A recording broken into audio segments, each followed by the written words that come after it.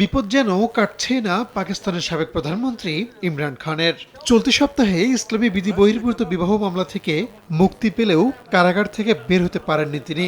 উল্টো অন্য একটি মামলায় কারাগারের ফটকেই তাকে এবং তার স্ত্রী বুশরা বিবিকে গ্রেপ্তার দেখানো হয়। সেই তোষাখানা মামলায় তাদের দুজনের ৮ দিনের রিমান্ড মঞ্জুর করেছেন আদালত। ইমরান খানের আইনজীবী জহির আব্বাস চৌধুরী বলেন, ইমরান ও বুশরা বিবির ১৪ দিনের রিমান্ড চেয়েছিল ন্যাশনাল অ্যাকাউন্টেবিলিটি ব্যুরো বা এনএবি। আগামী ২২ জুলাই তাদেরকে আদালতে হাজির করতে নির্দেশ দেওয়া হয়েছে। এদিন বিচারকের তীব্র সমালোচনা করেন ইমরান খান। তোষাখানা মামলার সঙ্গে স্ত্রী বুশরা বিবির কোনো সম্পর্ক নেই বলে উল্লেখ করেন তিনি। একই সঙ্গে বিচারককে জবাবদিহি করতে হবে বলেও হুঁশিয়ারি করেন ইমরান। অর্ধেক পাউডারে দ্বিগুণ উজ্জ্বলতা। নতুন রিন অ্যাডভান্সড অর্ধেক পাউডারে দ্বিগুণ উজ্জ্বলতা। গত বছরের আগস্ট থেকে বিভিন্ন মামলায় কারাগারে আছেন পাকিস্তানের সাবেক এই প্রধানমন্ত্রী।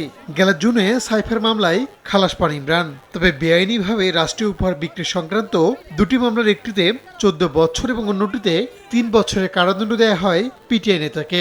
যদিও উভয় মামলার সাজা হাইকোর্ট স্থগিত করেছেন। রাহানুল রানা, সময় সংবাদ।